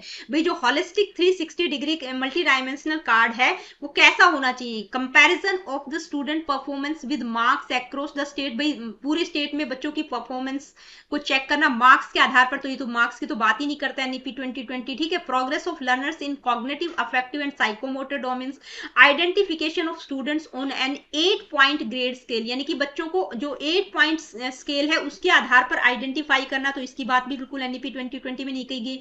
ओनली पेरेंट्स रिस्पॉन्सिबिलिटी इन वीक एरियाज, यानी कि जो सिर्फ अभिभावकों का ध्यान, यानी कि पेरेंट्स की रिस्पॉन्सिबिलिटी है जो वीक एरियाज में, तो ये भी बिल्कुल गलत बताया गया है। क्या कहता है 360 डिग्री मल्टी डायमेंशनल असेसमेंट का मतलब है कि भाई बच्चे को मल्टी डायमेंशनल की बात की गई है, कॉग्निटिव, अफेक्टिव, साइकोमोटर डोमेन्स, ठीक है, सभी डोमेन्स में बच्चे की प्रोग्रेस को असेस करना है, न कि सिर्फ कॉग्निटिव एस्पेक्ट को देखना है, ठीक है। तो आपका आंसर क्या होगा, progress of learners in cognitive, affective and psychomotor domains. Next question क्या है, आइए देखते हैं। In the context of assessment what kind of report card for students has been proposed in national education policy 2020, यानी कि NEP 2020 में आकलन के संदर्भ में विद्यार्थियों के लिए किस प्रकार का प्रगति पत्र प्रस्तावित किया गया है, तो किस तरह का बताया गया है। Report cards comparing performance with others, यानी कि दूसरों के साथ कंपेयर करना बच्चों की परफॉर्मेंस को, तो ये तो बिल्कुल नहीं कहा गया। Report cards of performance in paper pencil test, यानी कि समेटिव असेसमेंट की बात हो रही है, paper pencil assessment, summative assessment की हम बात करते हैं तो बिल्कुल नहीं, उससे तो शिफ्ट किया गया है एफपीए पे, ठीक है। फॉर्मेटिव असेसमेंट की बात की गई है। 360 degree multi dimensional report card, ये बिल्कुल सही होगा, इसी की हम बात कर रहे हैं, ठीक है। समेटिव रिपोर्ट कार्ड्स यूनिडायमेंशनल, तो ये भी गलत होगा, ठीक है। तो 360 डिग्री असेसमेंट कार्ड की बात की गई है। विच of the following pedagogical strategies does NEP 2020 propose, यानी कि इनमें से किस तरह की पेडागोजिकल स्ट्रेटेजीज को एनईपी 2020 प्रपोज करती है। इंक्वायरी बेस्ड लर्निंग, भाई इसको तो बिल्कुल करती है। स्टोरी टेलिंग बेस्ड पेडागोजी, बच्चों को स्टोरी के रूप में बच्चों को इंगेज करना, ठीक है, इसकी भी बात करती है, बच्चों को इंगेज करना है। ड्रिल एंड प्रैक्टिस की बात बिल्कुल नहीं करता है। डिस्कशन बेस्ड क्लासरूम भी होना चाहिए, तो ये क्या होगा, पहला, दूसरा और चौथा, ये ठीक है। तीसरा गलत है, तो देख लेना आपका आंसर कौन सा होगा, ठीक है। नेक्स्ट क्वेश्चन क्या है, आइए देखते हैं। Which of the following statement is not correct in the context of holistic 360 degree multi dimensional report propose for assessment of students in NEP 2020, यानी कि एनईपी 2020 में जो 360 degree assessment multi dimensional report card की बात की गई है बच्चों के असेसमेंट से रिलेटेड, तो उसके कॉन्टेक्स्ट में इनमें से कौन सी स्टेटमेंट सही नहीं है, सही नहीं है वो आपका आंसर होगा, जो गलत है वो आपका आंसर होगा, ठीक है। पहला क्या है, the report will include self and peer assessment, भाई उसमें बिल्कुल बात की गई है सेल्फ असेसमेंट पीयर असेसमेंट की। The report will include progress in cognitive, affective and psycho domain multi dimensional की बात की गई, ये भी ठीक है, ठीक है। The report will form a link between home and school, ये भी आपने देखा होगा, होम और स्कूल को लिंक करना है कि भाई बच्चा किसी भी कॉन्टेक्स्ट किसी भी बैकग्राउंड से आ रहा है, ठीक है, तो उसको होम और स्कूल को लिंक करने की भी बात की गई है। The report will focus only on individual work and exclude group work, भाई इंडिविजुअल वर्क की बात की गई है लेकिन ग्रुप वर्क को एक्सक्लूड करना है, इसकी बात नहीं की गई है, ठीक है। ग्रुप वर्क को भी इंक्लूड करना है, तो ये आपका नहीं होगा, ये नहीं वाला ही पूछा गया है, ठीक है। जो गलत वाला है वही आपसे पूछा गया है। नेक्स्ट क्वेश्चन क्या है, ये देखते हैं। NEP 2020 propose that education should be, यानी कि एनईपी 2020 के अकॉर्डिंग एजुकेशन कैसी होनी चाहिए। Focused on drill and practice, inquiry driven, discovery oriented, textbook and teacher centric, oriented towards learning for exams. तो देखिए लर्निंग फॉर एग्जाम्स की बात एनईपी 2020 नहीं करता, लर्निंग फॉर लर्निंग मतलब सीखने के लिए पढ़ना है, ठीक है। टीचिंग मतलब सीखने के लिए होनी चाहिए, एग्जाम्स के लिए नहीं होनी चाहिए। टीचर सेंट्रिक और टेक्स्ट बुक की बात भी नहीं करता है, फोकस ड्रिल और प्रैक्टिस की बात भी नहीं करता है, तो क्या होगा, इंक्वायरी बेस्ड और डिस्कवरी ओरिएंटेड लर्निंग होनी चाहिए, ठीक है। बच्चा कुछ सीखे, एनालाइज करे, ठीक है, डिस्कवर कर सके, इस तरह की लर्निंग की बात की गई है। नेक्स्ट क्वेश्चन क्या है, आइए देखते हैं। Which of the following does national education policy 2020 propose in the content of assessment, भाई असेसमेंट के संदर्भ में एनईपी 2020 में क्या कहा गया है। Summative assessment, learning for exams, 360 degree multidimensional progress report card, paper pencil based objective test, यानी कि पेपर पेंसिल का मतलब समेटिव असेसमेंट हो रहा है, जो जजमेंट दिया जा रहा है लास्ट में, जो आपका एनुअल एग्जाम्स होते हैं या हाफ ईयरली एग्जाम्स होते हैं जहां पर टीचर सिर्फ बता देती है कि भी बच्चे के कितने, वो उसको हम पेपर पेंसिल या समेटिव असेसमेंट कहते हैं, तो वो उसकी बात तो बिल्कुल नहीं करती है, ये तो एसए टू एफपी को शिफ्ट किया गया है, ठीक है। समेटिव असेसमेंट से फॉर्मेटिव असेसमेंट जाने की बात की गई है। लर्निंग फॉर एग्जाम्स, यानी कि एग्जाम्स के लिए पढ़ना, ये एनईपी 2020 में नहीं कहा गया। लर्निंग फॉर लर्न, ठीक है, सीखने के लिए पढ़ना है। समेटिव असेसमेंट की भी बात नहीं की गई, किसकी बात की गई, 360 multi dimensional progress report card की बात की गई है, ठीक है। ये मैंने आप लोगों को समझा ही रखा है, बार बार एक्सप्लेन नहीं करूंगी। नेक्स्ट क्वेश्चन क्या है, आइए देखते हैं। NEP 2020 propose pedagogical shift from, यानी कि राष्ट्रीय शिक्षा नीति किस उपागम से किस उपागम के लिए शिक्षण शास्त्रीय बदलाव की अनुशंसा करती है, यानी कि जो पेडागोजिकल शिफ्ट है वो किससे किसकी तरफ है। Constructivism to behaviourism, rote learning to conceptual understanding, inquiry based learning to drill and practice, assessment for learning to assessment of learning. तो देखिए असेसमेंट फॉर लर्निंग क्या होता है, फॉर्मेटिव असेसमेंट, और ये असेसमेंट ऑफ लर्निंग क्या होता है, समेटिव असेसमेंट। तो ये फॉर्मेटिव असेसमेंट से समेटिव असेसमेंट की तरफ शिफ्ट नहीं है, किसकी तरफ है, एसए टू एफए की तरफ शिफ्ट है, तो ये उल्टा दे रखा है, गलत है। इंक्वायरी बेस्ड लर्निंग, यानी कि उसकी बात तो एनईपी 2020 करता है, ड्रिल और प्रैक्टिस की नहीं करता, तो वहां ड्रिल एंड प्रैक्टिस से इंक्वायरी बेस्ड लर्निंग की तरफ शिफ्ट चाहती है, तो ये भी गलत है। रोट लर्निंग से कॉन्सेप्चुअल अंडरस्टैंडिंग, हाँ ये बिल्कुल आपका ठीक है, ठीक है। कंस्ट्रक्टिविज्म से बिहेवियरिज्म की तरफ नहीं, बिहेवियरिज्म से कंस्ट्रक्टिविज्म तक होता तो वो करेक्ट होता, ठीक है। तो आपका क्या सही है, रोट लर्निंग से कॉन्सेप्ट बेस्ड लर्निंग की बात की गई है। नेक्स्ट क्वेश्चन क्या है, ये देखते हैं। The aim of assessment according to NEP 2020 is, यानी कि असेसमेंट का क्या उद्देश्य है एनईपी 2020 के according. Testing rote memorization, measuring reproduction and recall to support children in the process of learning to compare children across the country. तो देखिए भाई, बच्चों को कंपेयर करने की बात नहीं की गई है, रोट मेमोराइजेशन की बात नहीं की गई है, रिकॉल रिप्रोडक्शन की बात नहीं की गई है, किसकी बात की गई? To support children in the process of learning, यानी कि बच्चों को सीखने की प्रक्रिया में मदद करना है। ठीक है, जो भी लर्निंग प्रोसेस है वहां बच्चों को आपको सपोर्ट करना है। चाइल्ड सेंटर्ड एजुकेशन की बात की गई है। ठीक है, नेक्स्ट क्वेश्चन क्या है आइए देखते हैं। As per NEP 2020 education must, भाई राष्ट्रीय शिक्षा नीति 2020 के अनुसार शिक्षा को किस पर फोकस करना है? Focus on problem solving, develop critical thinking, be inquiry driven and discovery oriented, limited to predetermined content. तो देखिए, प्रॉब्लम सॉल्विंग की बात भी की गई है, critical thinking, inquiry based learning, discovery learning, इन सब की बात एनईपी 2020 में की गई है। तो ये पहला, दूसरा, तीसरा ठीक होगा। चौथा क्या है? Limited to predetermined content, यानी कि जो पहले से ही निर्धारित कंटेंट है उस तक सीमित रहना, वो बात नहीं की गई है। ठीक है, कि जो भी निर्धारित करिकुलम है उस तक सीमित नहीं रहना है। ठीक है, तो बच्चों में critical thinking, problem solving abilities, decision making abilities को विकसित करना है, डेवलप करना है। ठीक है, तो देखिए एनईपी 2020 से रिलेटेड ये 15 क्वेश्चंस भी है, कुछ कॉन्सेप्ट बेस्ड चीजें थी वो भी मैंने आप लोगों को करवा दी है। तो इतना भी आप करके चले जाएंगे तो एनईपी 2020 से रिलेटेड कोई भी क्वेश्चन आ जाएगा तो मुझे लगता है कि आप इजीली कर पाएंगे। और जो भी कमीशन पॉलिसी से रिलेटेड बेसिक इन्फॉर्मेशन जो भी मैंने प्रोवाइड की है उसको बिल्कुल समझ के जाना, फैक्चुअल चीजें यहाँ से आप लोगों को मिल जाएंगी। तो ये एनईपी 2020 से रिलेटेड क्वेश्चन थे। इसके अलावा कुछ फैक्चुअल चीजें जो एजुकेशन और फिलॉसफी से रिलेटेड थी वो भी मैंने इंक्लूड कर दी। कुछ की फैक्ट्स, जैसे फिलॉसफी शब्द का प्रयोग सबसे पहले किसने किया था? तो हेरोडोटस और थ्यूडाइस ने किया था। ठीक है, ये फैक्चुअल चीजें हैं। ज्ञान की उस शाखा को जिसमें हम ब्रह्मांड के अंतिम सत्य की खोज की जाती है उसे क्या कहते हैं? उसे फिलॉसफी कहते हैं। लेकिन फिलॉसफी की ब्रांच कौन सी है जिसमें हम नॉलेज की बात करते हैं? तो वो एपिस्टेमोलॉजी है। ठीक है, अब ये दर्शन शब्द की उत्पत्ति कौन सी धातु से हुई है? दृश्य धातु से हुई है। ठीक है, जिसका मतलब, दर्श का मतलब क्या है? देखना। उपनिषद के अनुसार दृश्यते अनेन इति दर्शनम, ये लाइन एज इट इज पूछ ली जाती है, जिसमें मतलब जिससे देखा जाए, अर्थात सत्य के दर्शन किए जाए, वही दर्शन है जो संस्कृत में हम बात करते हैं। डॉक्टर राधा कृष्णन ने क्या कहा है? दर्शन सत्य के स्वरूप की तार्किक विवेचना। ये कुछ फैक्चुअल चीजें हैं, मैं पढ़ूंगी नहीं, सिर्फ स्लाइड आगे बढ़ाती जा रही हूं, आप लोग इनके स्क्रीनशॉट ले लेना। ठीक है, अब यहां पर भी ये स्लाइड है, इसका स्क्रीनशॉट ले लेना। जैसे फ्रॉबिल क्या कहते हैं कि शिक्षा के महत्व के बारे में उन्होंने क्या कहा है, ये लाइन एज इट इज पूछ ली जाती है कि विद्यालय एक उद्यान, ठीक है, यानी कि स्कूल क्या है? गार्डन है। The child is a tender plant and the teacher is a skilled gardener. ये लाइन एज इट इज पूछ ली जाती है, किसने कही है ये? ठीक है, तो इस तरह के क्वेश्चंस आप लोगों से बहुत पूछे जाते हैं। इसके बाद नेक्स्ट स्लाइड देखिए, ये स्लाइड थोड़ा सा रिपीट हो गई है। इसके बाद ये वाली स्लाइड है, यहां से भी आप देख लीजिएगा। जैसे कॉम्टे की डेफिनेशन बहुत बार पूछी जाती है कि जो दर्शन विज्ञानों का विज्ञान है ये किसने कहा है, या दर्शन ज्ञान का विज्ञान है। ठीक है, ये एज इट इज पूछ ली जाती है, छोटी छोटी डेफिनेशन है। इसके बाद नेक्स्ट स्लाइड है, ये भी आप देख लीजिए, इनके स्क्रीनशॉट ले लेना और पढ़ लेना। ये सिर्फ फैक्चुअल चीजें हैं, मेरे को समझाने की जरूरत नहीं है कि ये शब्द किसके द्वारा बोले गए हैं। ठीक है, वो factual questions, one liner questions होते हैं, वो पूछ लिए जाते हैं, तो वो इसलिए मैंने इंक्लूड कर दिया आप लोगों की नॉलेज के लिए। तो दोस्तों, ये आरआरबी टीजीटी पीजीटी का जो प्रोफेशनल एबिलिटी से रिलेटेड मैंने एक सीरीज स्टार्ट की थी, उसका ये आज लास्ट सेशन है। बहुत इंपॉर्टेंट सेशन है, 3 या 4 क्वेश्चंस आपको आज के सेशन से आपके कवर कर सकते हैं अगर आपने पूरा वीडियो को स्टार्टिंग से लास्ट तक देखा तो।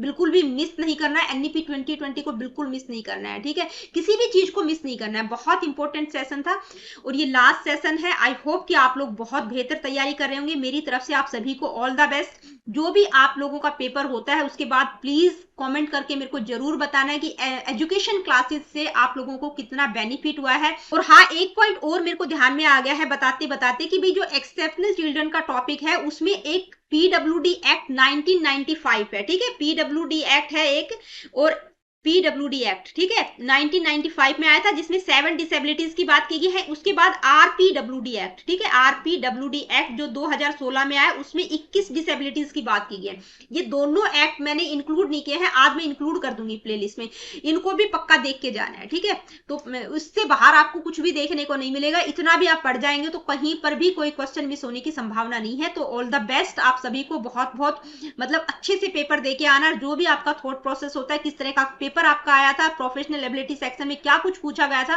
कमेंट सेक्शन में मेरे को सारे के सारे बच्चे कमेंट करके जरूर बताएंगे कितना फायदा आपको एजुकेशन क्लासेस, एजुकेशन स्कॉलर्स के थ्रू हुआ है। दोनों ही चैनल मेरे हैं, ठीक है, दोनों पर ही मैं वीडियोस अपलोड कर रही हूँ।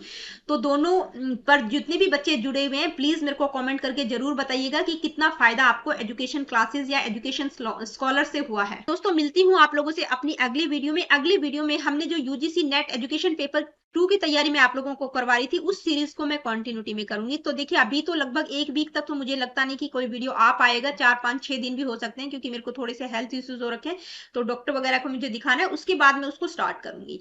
लेकिन आप लोगों का पेपर जैसे ही होता है मैं इंतजार करूंगी कि प्लीज मेरे को कमेंट सेक्शन में जरूर बताना जो भी आपका थॉट प्रोसेस है, जो भी आपका कुछ मतलब एक्सपीरियंस रहा है एजुकेशन क्लासेस के थ्रू, कितना आपको बेनिफिट हुआ, उसका रिव्यू मेरे को जरूर देना।